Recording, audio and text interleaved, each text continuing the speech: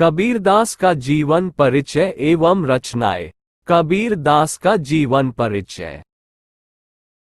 कबीरदास जी का जन्म सन 1398 एडी में वाराणसी, काशी के लहरतारा में हुआ था। कबीरदास को जन्म देने वाली मां एक ब्राह्मणी थी।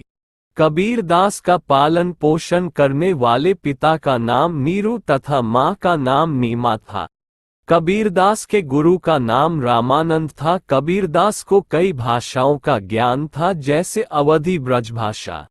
कबीरदास के राम भक्ति भी गुरु रामानंद की देन है। कबीरदास का विवाह लोई नाम की कन्या से हुआ। लोई से इन्हें 2 संतान प्राप्त हुई, पुत्र कमाल एवं पुत्री कमाली। फिर उन्होंने शिक्षा देना आरंभ कर दिया था। इनके प्रिय शिष्य का नाम धर्मदास था। कबीरदास ने काफी रचनाएं भी की। इनकी एक प्रसिद्ध रचना बीजक है और अंत में सन 1529 एडी में उत्तर प्रदेश के मगहर जिले में कबीरदास जी की मृत्यु हो गई। दोस्तों, ऐसी ही वीडियो देखने के लिए चैनल को सब्सक्राइब करें और वीडियो को एक लाइक कर दें। बहुत से विद्वानों का यह मानना है कि कबीरदास के जन्म के बाद नीरू एवं नीमा नाम के पति पत्नी ने इनका पालन पोषण किया और कबीरदास को अपनी संतान के रूप में स्वीकार किया, क्योंकि नीरू और नीमा की कोई संतान नहीं थी। नीरू एवं नीमा का धर्म मुस्लिम था और जाति जुलाहा थी। कबीरदास जी बहुत ज्ञानी थे। उन्हें इतना ज्ञान प्राप्त कैसे हुआ? कुछ विद्वानों का मानना है कि कबीरदास जी के गुरु रामानंद थे। ऐसा कहा जाता है कि रामानंद जी उस काल के बहुत बड़े गुरु थे। कबीरदास जी उनका शिष्य बनना चाहते थे, परंतु रामानंद जी ने कबीरदास को शिष्य बनाने से इनकार कर दिया। कबीरदास जी ने बहुत कोशिश की, लेकिन रामानंद जी ने उन्हें अपना शिष्य नहीं बनाया। फिर कबीरदास ने दृढ़ निश्चय कर लिया, रामानंद जी को अपना गुरु बनाऊंगा। एक बार कबीरदास को ज्ञात हुआ कि गुरु रामानंद प्रतिदिन सुबह पंचगंगा घाट पर स्नान के लिए जाते हैं। एक दिन कबीरदास जी जगत गुरु रामानंद से पहले पंचगंगा घाट पर पहुंचकर वहां की सीढ़ियों पर लेट गए। तत्पश्चात वहां रामानंद जी आए और रामानंद जी का एक पैर कबीरदास के शरीर पर पड़ गया। जैसे ही रामानंद जी का पैर कबीरदास के शरीर पर पड़ा, रामानंद जी के मुख से राम राम शब्द निकल गया। तब कबीरदास जी ने उसे अपना दीक्षा मंत्र मान लिया। तभी से रामानंद को कबीरदास ने अपने गुरु के रूप में स्वीकार कर लिया और वह राम नाम का उच्चारण करने लगे। काशी में हम प्रगट भय, रामानंद चेताए। इसका एक पहलू और है। कुछ लोग यह मानते हैं कि कबीरदास जी का कोई गुरु नहीं था। जितना ज्ञान उनके पास था, वह ज्ञान कबीरदास ने खुद ही ग्रहण किया। मसी कागज छुओ नहीं, कलम गई नहीं हाथ। कबीरदास जी का विवाह लोई नाम की कन्या से हुआ। कबीरदास और लोई की 2 संतान थी, जिसमें एक पुत्र और दूसरी पुत्री थी। पुत्र का नाम कमाल एवं पुत्री का नाम कमाली था। कबीरदास का पुत्र कमाल उनके मत का विरोधी था। बूढ़ा बंस कबीर का, उपजा पूत कमाल। हरि का सिमरन छोड़ी के, घर ले आया माल। कबीरदास जी के प्रिय शिष्य का नाम धर्मदास था। कबीरदास पढ़े लिखे नहीं थे, परंतु कबीरदास ज्ञान और अनुभव से समृद्ध थे। बचपन से ही कबीरदास बुद्धिमान थे। कबीरदास ने अपने हाथ से कोई ग्रंथ नहीं लिखा, उन्होंने सिर्फ उस ग्रंथ को बोला और उनके शिष्यों ने उसे क्रमबद्ध तरीके से लिखा। साहित्यिक परिचय। कबीरदास जी का साहित्य में महत्वपूर्ण योगदान है।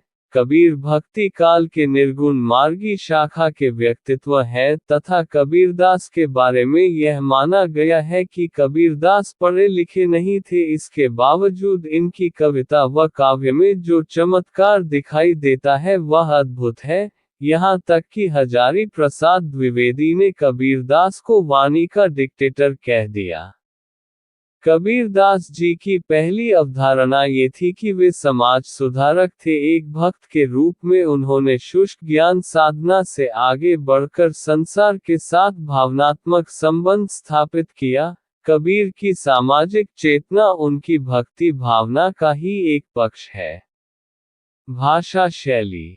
कबीरदास जी ने सिंधी भाषा को अपनाया। इन्हें अनेक भाषाओं का ज्ञान था, जैसे अवधी, ब्रजभाषा, पंजाबी, खड़ी बोली, अतः इसे पंचमेल खिचड़ी अथवा सधुक्कड़ी कहा जाता है।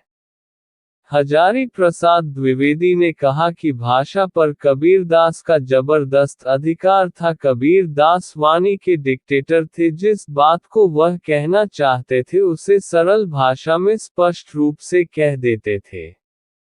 कबीर की भाषा आडंबरों से रहित तथा समाज को एक नई दिशा दिखाने के लिए अत्यंत प्रेरणादायक थी। रचना।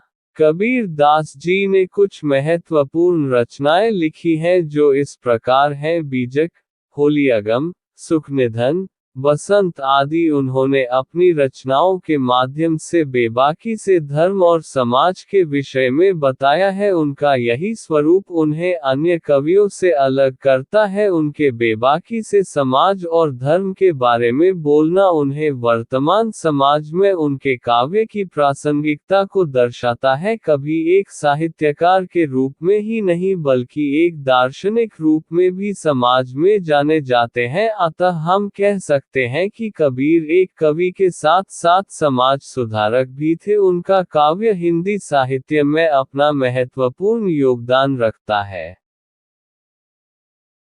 बीजक कबीरदास की प्रसिद्ध रचना है।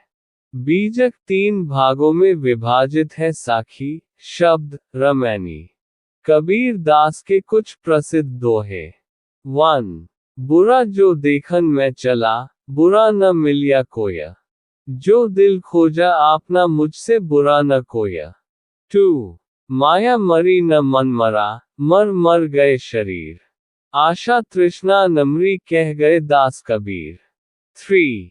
जब मैं था तब हरि नहीं, अब हरि है मैं नाही। सब अंधियारा मिट गया, दीपक देखया माही। 4. काल करे सो आज कर, आज करे सो अब। पल में प्रलय होएगी, बहुरी करेगा कब। 5. बड़ा हुआ तो क्या हुआ, जैसे पेड़ खजूर। पंथी को छाया नहीं, फल लागे अति दूर। 6. माटी कहे कुम्हार से, तू क्या रौंदे मोए। एक दिन ऐसा आएगा मैं रो दूंगी तोए।